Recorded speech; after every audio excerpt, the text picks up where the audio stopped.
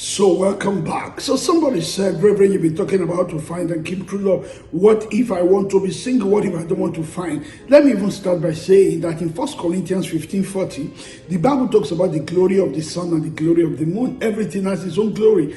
Being single is not a disease. In fact, if you are not single, you cannot eventually become a couple.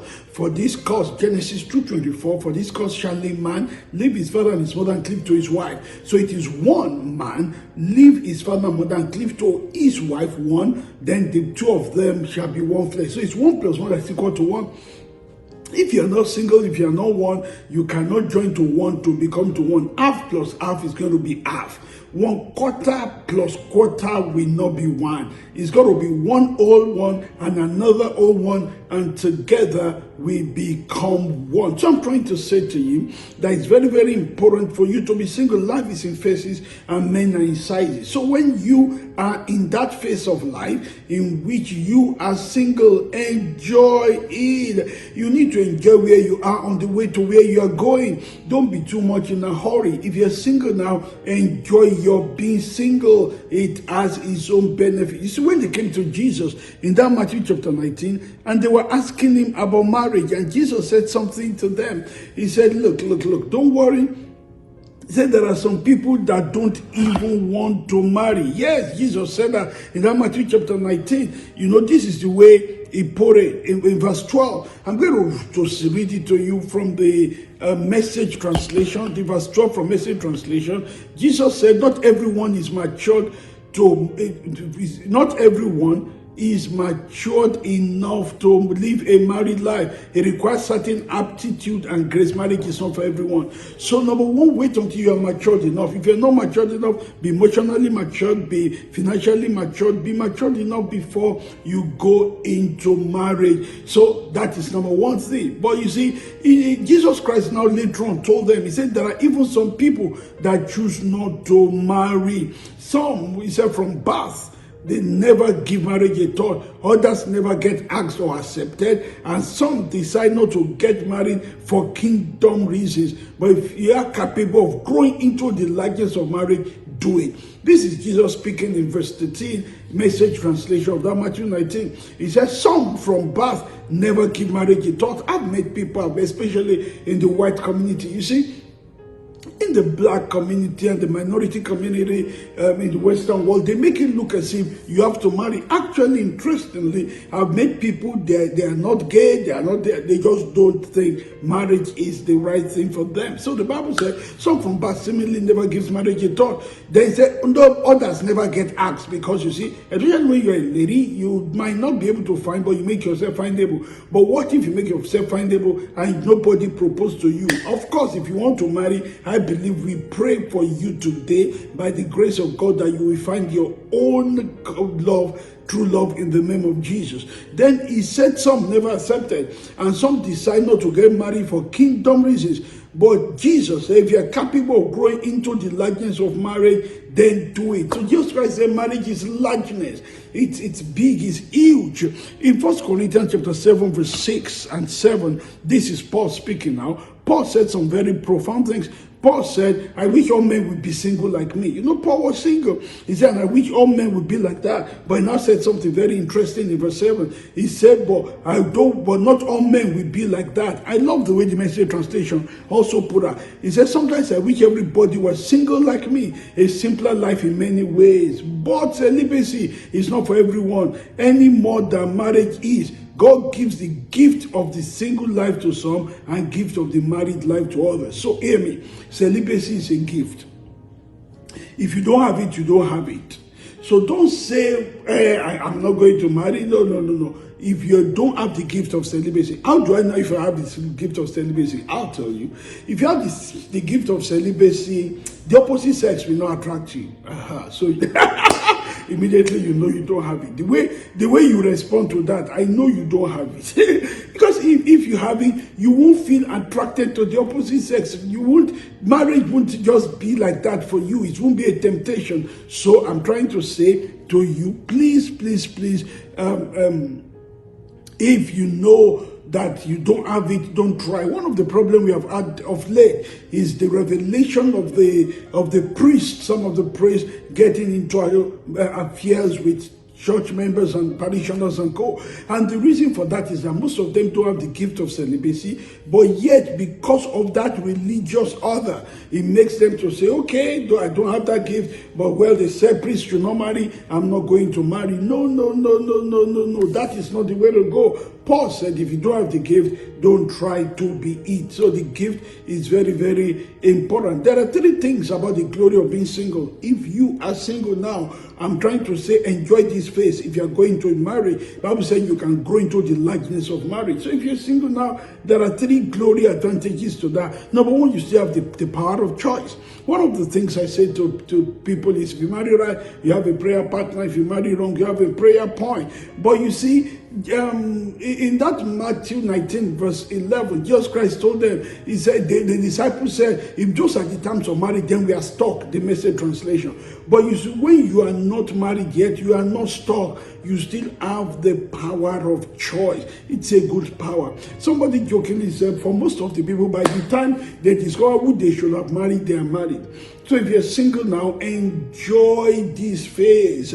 Enjoy being single, because you see, even if you marry at 30 and you don't die until you are 70, 80, that means you still spend longer being married than being single. So enjoy your single days. Don't waste it and just be anticipating the future. Remember what I said, life is in phases, men are in sizes, and you need to enjoy where you are on the way to where you are going. So that's number 1 advantage of being single now. You still have the power of choice. Number 2, you still have time. You see, time is a great resource.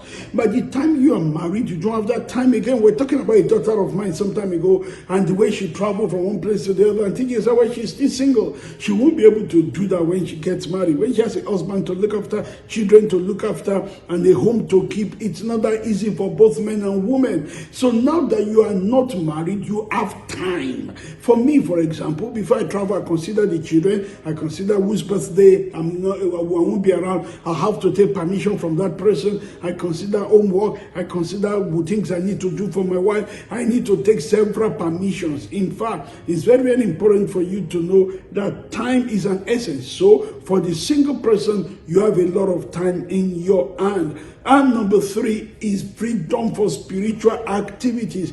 In fact, I find it very interesting that Paul said in that 1 Corinthians chapter 7, verse 32 and co. He said, even if you want to fast, you have to take permission from your partner. So it makes you realize that even spiritually, there are things that it's better done in your single days. I look back right now and I'm excited for the things I've done in my single days. Oh my word, single days, we had time. We can have all night upon all night. We can have prayer meeting upon prayer meeting. I was not accountable to anybody. There was nobody that is telling me, you didn't remember to tell me you were going for that conference. You didn't tell me about that fast day and all that. So it's when you are single, Paul says it's even better for your spiritual activity. But that does not mean that then being married has its own. No. Being married has its own advantages too. Number 1, you have companionship. Genesis chapter 2 verse 18, God said it's not good for man to be alone. In fact, I love the way the Message translation put it. I love the Message translation a lot, so you notice I quote it a lot. Message translation of Genesis 2:18 said, God says it's not good for man to be alone. I'll make him a helper, a companion. God wants you to have a companion. The Living Bible translation, Genesis 2:18, put it this way. And the Lord said, it's not good for man to be alone. I'll make a companion for him, a helper suited to his need. So for companionship is key. In the Western world, it's very interesting that depression is the number 1 malady. And depression is lack of companionship. So I'm trying to say to you, for that reason, being a couple, being married has its own advantage. Number 2, there is this sense of couplehood that is also an advantage. The Bible said, if you can't contain yourself, go and marry. 1 Corinthians 7:9. The Bible said that if every time you see a lady going by, your body is shaking, or you see a guy looking around, you are breathing very hard. Message translation said, if you can't manage your desires, that is 1 Corinthians 7:9. If you can't manage your sexual desires and emotions, that should mean you should go ahead and get married. The difficulties of marriage are preferable to a sexually tortured life of being a single. This is Paul, who is single, saying that he said if you can't cope with it, if you start to have a sexually tortured life, go ahead and get married. Then number 3 reason why marriage is good. So I said number 1, companionship. Number 2, couplehood. Number 3, multiplied resolve. Ecclesiastes 4:9 said we can multiply our resolve when we have somebody with us. And that is very, very important. So I've answered the question, what if I don't even want to find? Then let me answer, what if I don't want to keep? Jesus and Paul are the 2 great teachers of the New Testament, and both of them made us to realize when it is okay to say I'm done with a relationship, especially when you are married. Both of them. Jesus in Matthew 19 gave us only one condition. He said fornication. Fornication means everything that has to do with sex, illicit sex that is not with your preferred partner. So when that happens, what do I do? So you have a right to say, I don't want this relationship again. Paul explained it further. He said of every sin, he said the worst is sexual sin, because your body is joined to another, and he that is joined to a prostitute has become one with that one. Remember Genesis chapter 2 verse 28 told us what marriage is. He said the man will leave his father and his mother and cleave to his wife, and the 2 of them will become one. So what makes marriage unique is that a man and a woman becomes one. But Paul said that when you now sleep with somebody else, you have become one with that other person, which means you can't be one in 2 places. No, that is how you know that polygamy is not scriptural. You can't be one in 2 places. So you have to be one with one. So once you remove yourself from that and you decide to go and be one with another, then that means that you have broken the covenant here. But that does not mean you cannot forgive. I tell you sincerely, you can forgive and move on. You can say to yourself, well, though I'm offended, do I have a ground? But I decide to stay, especially when the man is not a continuous adulterer, the woman is not a continuous adulterer. If it is a mistake, well, we can forgive and move on. It's not easy to forgive and move on, I know that. But you can forgive and move on for several reasons, for the sake of the investment you put into the marriage, for the sake of the children. But if it's somebody that is continuously sleeping around, I'm not advising you to stay. Jesus has given you a ground to break and move on. The reason for that is because, especially in days like ours, in those days we used to say to the people, just stay there. If you're married, just stay with him. Not all men are promiscuous, I tell you. That's a lie from the pit of hell. I'm not, by the grace of God. So far, 22 years of marriage, I've never seen the nakedness of another woman. No, not at all. So I'm trying to say to you, not all men are promiscuous. Believe that sincerely. But hear what I'm about to say. We had a case in which the guy was sleeping around. And then the church kept on telling the woman, stay with him, he's your husband. We changed one day. He went to get HIV, brought it to the lady caught HIV, both of them died, they left their children as orphans. So listen, even if you want to stay with a man like that, don't sleep with him without protection. I'm telling you sincerely. So yeah, that's one way you might say, I'm done, I'm not keeping this relationship. Another one in 1 Corinthians 7, he said, if the unbeliever depart, he said, then you are not under obligation in that situation if the unbeliever depart. But let me say to you, Paul himself was talking in a place, and he said in some cases, he said some believers are worse than unbelievers. He said some men refuse to provide for their home, they are worse than an unbeliever. Which means that to depart does not necessarily mean they carry their bag and go. When a man starts to beat you, he has departed.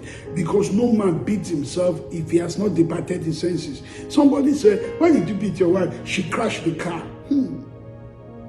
If you had crashed the car, will you slap yourself and kick yourself? Because if you slap and kick yourself, we will take you straight to Yaba Left. I don't know if you know Yaba Left in Lagos. Is where they attend to psychiatric problem of people. So if you have never slapped yourself before, and you have never beaten yourself before, and you are beating your wife for any and whatever reason, you have departed. You have really departed. And you see, it is when you have life that you have a life partner. So if a man keeps on beating you, keeps on abusing you, don't wait until he takes your life because you say he's your life partner. I was saying like this on one of the programs. I said, he beat you today, he brought you flowers to say I'm sorry.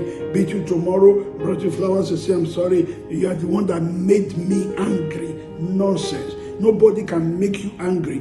People can do whatever they do, but you chose to be hungry. Stop deceiving yourself. Nobody can make you angry. So hear me and hear me well. So, he beats you today, brings you flowers to say I'm sorry, brings you tomorrow, bring you flowers to say I'm sorry, beat you another time, bring you flowers to say I'm sorry. One day we kill you. And where they bury you, it will still bring you flowers to say I am sorry.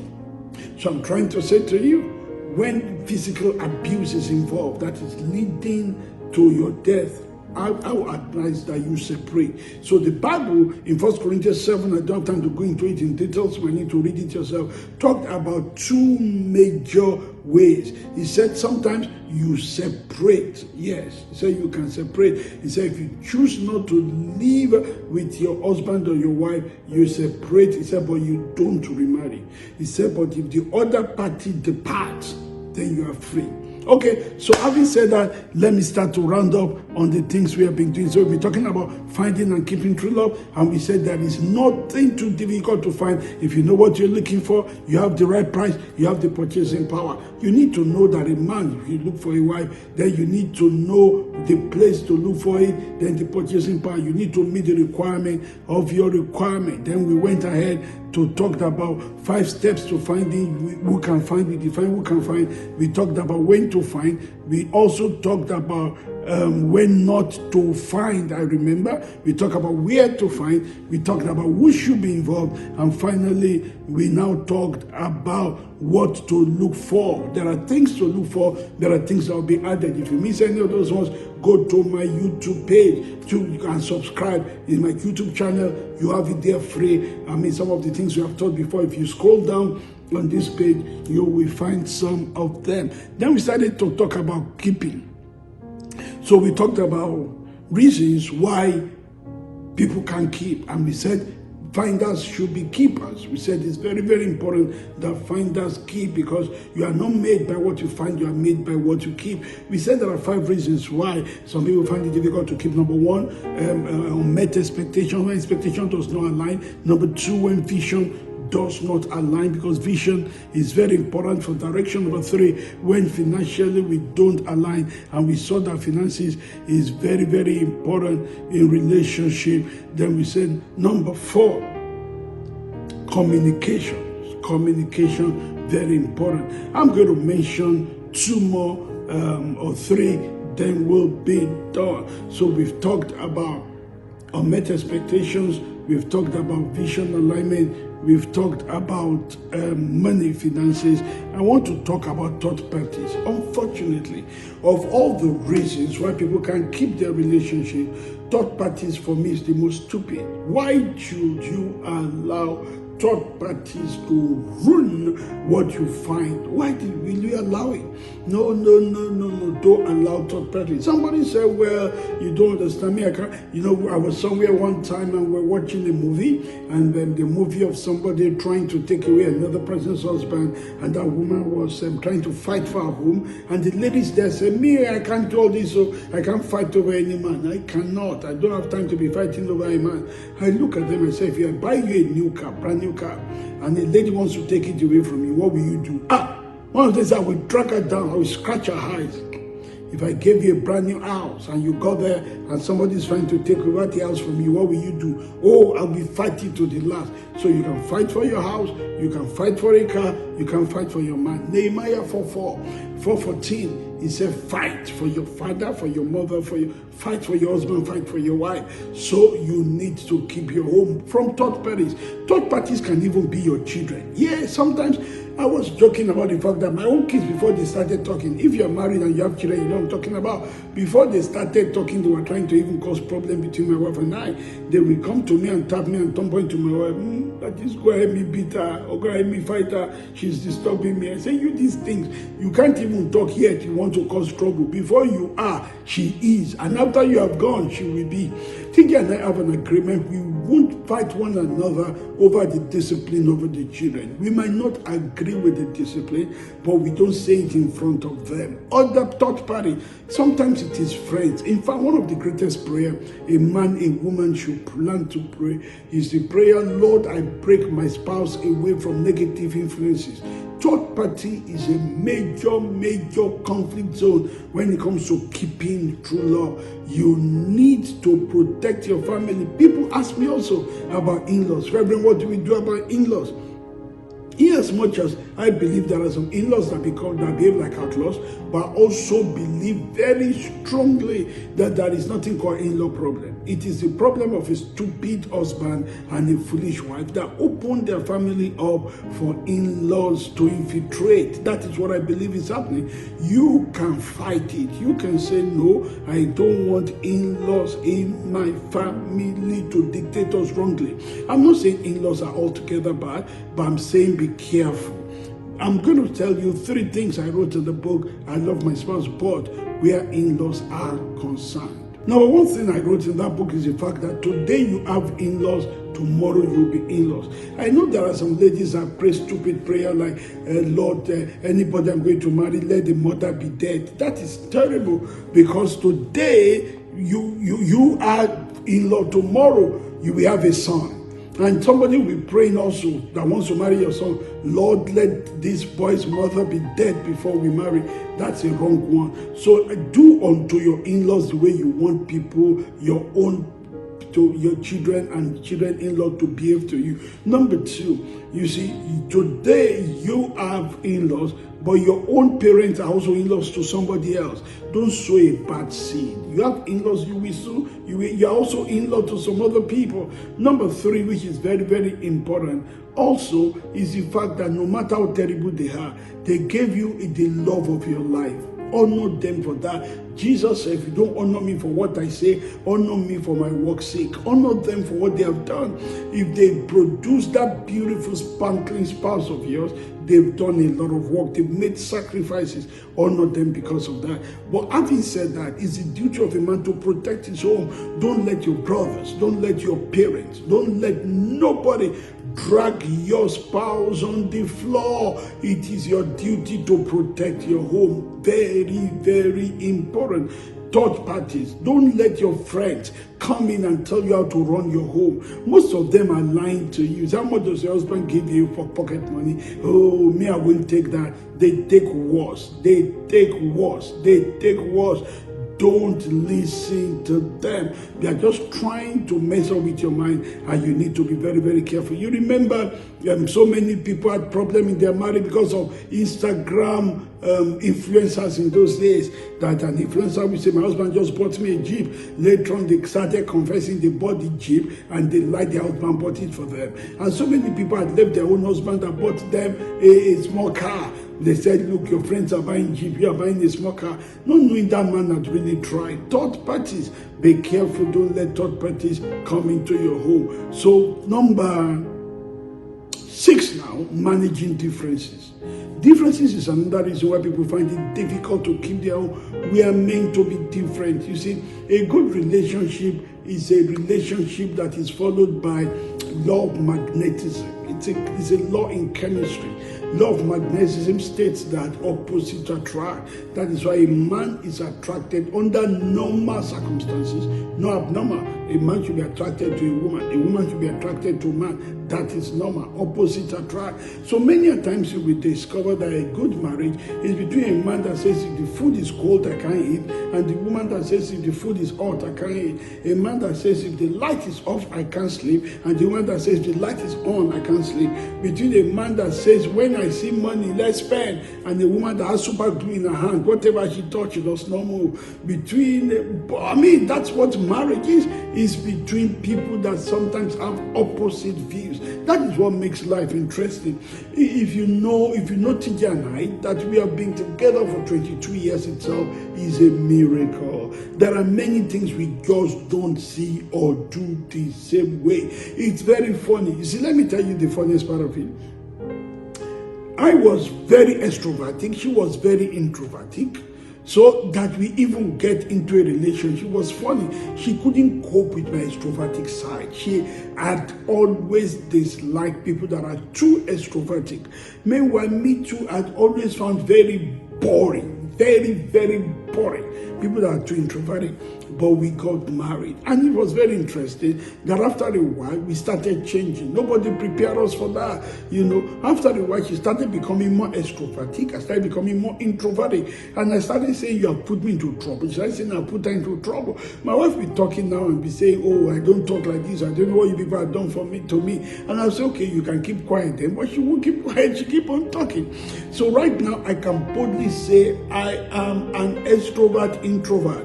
And she can also boldly say that she is an introvert extrovert. So I now discover the plan and mind of God for opposite to attract. It is iron sharpened iron. The countenance of a man will sharpen that of his friend.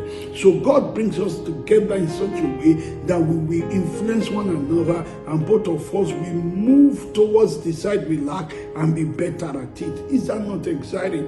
But unfortunately, all over, especially in America, they did a survey on the number one reason why people can't keep their love and their true love. And you know what it is? They call it irreconcilable differences. I don't believe there's anything like that. I believe there are differences, but I don't believe they are meant to be reconcilable. I believe there are no differences we cannot reconcile. But you need to understand that your partner is different from you for a reason, and learn from your partner that part you don't have. It's very, very important. Today, we are talking about rounding up on the topic, finding and keeping true love. Can your relationship survive this pandemic? Because this lockdown has revealed a lot of secrets that several relationships are not solid as we think it is. So today, we're rounding up, continue the series, how to keep true love. And the first thing we say, reason why people can't keep true love, unmet expectations. Another one, vision alignment, lack of vision alignment. Another one, finances. Another one, number 4, communication. Number 5, third party. Number 6, managing differences. We need to manage differences right. That is nothing we can do. Even two people born of the same parents are different. I have 2 daughters and they have different personalities. Our firstborn has a personality more like that of my wife, and the secondborn has more of my personality. Don't tell her I told you, because it's very interesting that the things my wife fights my first child about the most has to do with the personality they share together.